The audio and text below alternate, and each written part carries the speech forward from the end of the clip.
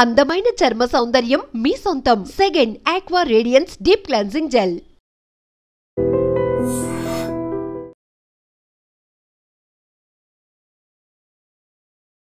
అమెరికాలో ఉగ్రదాడి జరిగింది. ఇది ఇప్పుడు ఈ వార్త కలకలమైతే క్రియేట్ అవుతోంది. ఎందుకంటే సరే ఇప్పుడు అమెరికాలో అమెరికా మీద దాడి జరిగిందా అంటే కాదు. బట్ అమెరికాలో అన్ని దేశాలకు సంబంధించిన రాయబార కార్యాలయాలు ఉంటాయి. అందులో భాగంగానే ఇజ్రాయెల్ రాయబార కార్యాలయానికి సంబంధించిన సిబ్బంది మీద ఇప్పుడు తీవ్రవాదులు దాడి చేసినటువంటి పరిస్థితి ఇప్పుడు కలకలమైతే క్రియేట్ చేస్తున్న సిచ్యువేషన్ అయితే ఉంది.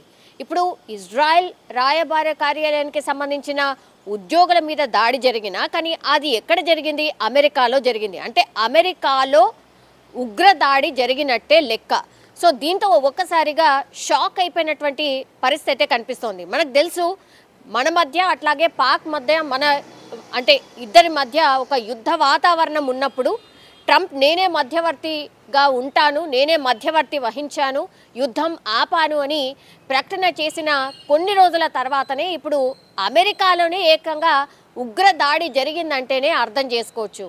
మరి మధ్యవర్తం వహించినటువంటి ట్రంప్ దేశంలోనే ఈ ఉగ్రదాడి జరగడంతో ఇప్పుడు ఒక రకంగా పానిక్ సిచ్యువేషన్, అట్లాగే అమెరికాకి సంబంధించిన అధికారులకు కూడా అర్థం కాని సిచ్యువేషన్, అట్లాగే అమెరికా అధ్యక్షుడికి కూడా ఒక రకంగా షాక్ అనుకోవచ్చు. ఎందుకంటే చాలా కాన్ఫిడెంట్గా అమెరికా ఎక్కడ కూడా అంటే ట్రంప్ ఎక్కడ కూడా మీది ఉగ్రవాదుల దేశమనో లేకపోతే కార్యకలాపాలు మీ దేశంలో జరుగుతున్నాయనో ఎక్కడ కూడా పాక్కి చెప్పలేదు.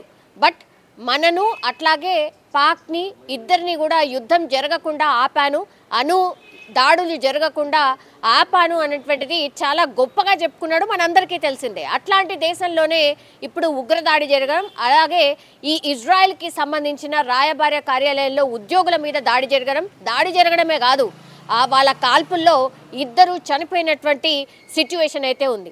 దగ్గరలో ఉన్నటువంటి మ్యూజియంలో, అది ఎక్కడ అంటే ఏం మ్యూజియం అని అంటే యాక్చువల్లీ క్యాపిటల్ జెనిష్ మ్యూజియం, ఇందులో జరిగినటువంటి పరిస్థితి అయితే ఉంది. యాక్చువల్లీ ఈ మ్యూజియంలో ఒక కార్యక్రమానికి ఇజ్రాయెల్ రాయబార్యులు హాజరైనరు. సో ఈ క్రమంలోనే తీవ్రవాదులు అక్కడికి వచ్చి వాళ్ళనే టార్గెట్ చేస్తూ కాల్పులు జరిపినటువంటి పరిస్థితి. ఇది పక్కకే అంటే వైట్ హౌస్ పక్కనే జరిగినటువంటి పరిస్థితి ఉంది. మరి వైట్ హౌస్ అంటే అసలు ఎవ్వరు కూడా ఎంత టైట్ సెక్యూరిటీ ఉంటుందో మనకందరికీ తెలిసిందే. ఎన్ని అంచెల భద్రత ఉంటుందో కూడా మనం ఊహించగలం. ఎందుకంటే వైట్ హౌస్కి దగ్గరలో జరిగింది దాడి అని అంటే మరి ఇంటెలిజెన్స్ వైఫల్యం స్పష్టంగా కనిపిస్తోందని అంటే కామన్ పబ్లిక్ ఎవరైనా సరే మాట్లాడుకోవాల్సిన సిచ్యువేషన్ వచ్చింది. ఎందుకంటే వైట్ హౌస్ అట్లాగే అమెరికా మీద దాడి చేయాలి అని అంటే ఎన్ని ఏళ్ల పాటు వాళ్ళు అంటే రెక్కి నిర్వహించారు అనుకోండి, లేకపోతే ప్లాన్ వేశారనుకోండి, ఎంత పెద్ద తలకాయ దీని వెనకాల ఉంటే ఇది ఇంప్లిమెంట్ చేయగలుగుతారు అనుకోండి, ఇవన్నీ కూడా చర్చ నడుస్తోంది. ఇప్పుడు వైట్ హౌస్ పక్కన ఉన్నటువంటి ఇజ్రాయెల్ రాయబార కార్యాలయంలో పనిచేస్తున్నటువంటి వాళ్ళ మీద దాడి జరిగినప్పటికీ కూడా ఇది అమెరికా మీదనే దాడి అని చాలామంది మాట్లాడుతున్నటువంటి సిచ్యువేషన్ అయితే కనిపిస్తోంది. మరి సెక్యూరిటీ లోపమా, లేకపోతే ఉగ్రవాదులు అమెరికా దాకా ఎలా రాగలిగారు? వైట్ హౌస్ ఆనుకొని ఉన్నటువంటి ఈ మ్యూజియంలో అనుకోండి, ఆర్ ఇజ్రాయెల్కి సంబంధించిన ఉద్యోగులు, ఇజ్రాయెల్ దేశానికి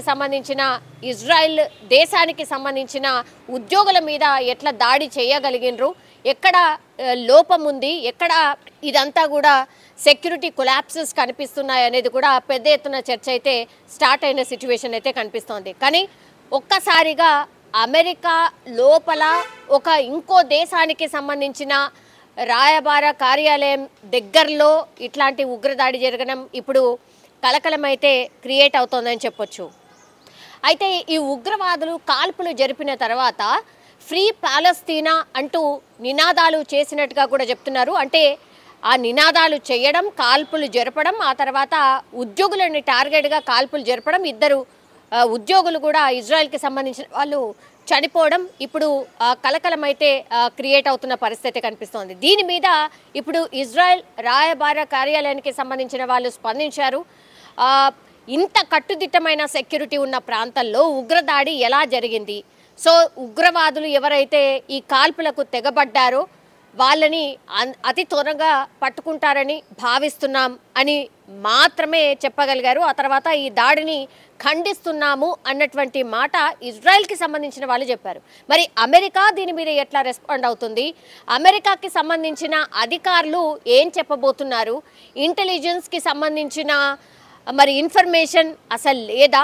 తీవ్రవాదులు ఉగ్రవాదులు అక్కడి వరకు అసలు ఎట్లా రాగలిగారు?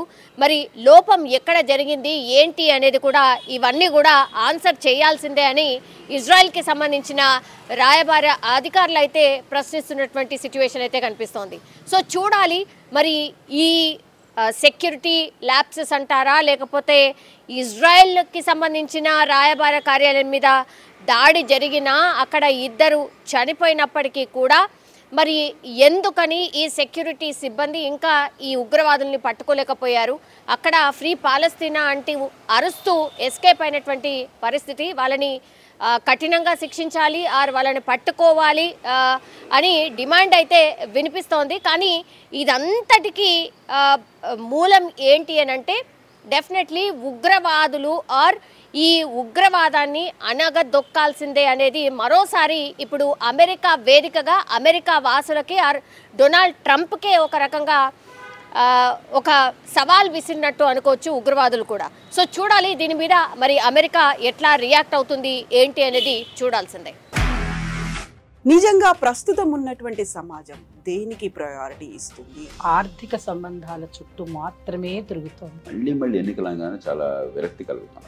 మంచి అనిపిస్తుంది కదా, లేడీస్ కూడా ఛాలెంజింగ్ జాబ్స్ చేసినప్పుడు చాలా బాగుంటది. ట్రాఫిక్ అసిస్టెంట్స్ గా నియమించిన ట్రాన్స్జెండర్స్ అందరితో సాల్యూట్ చేయించుకుంటున్నారు. ఫుడ్ డెలివరీ ఇవ్వటానికి వెళ్ళినటువంటి డెలివరీ బాయ్ అనిల్ పై కళ్ళ ముందు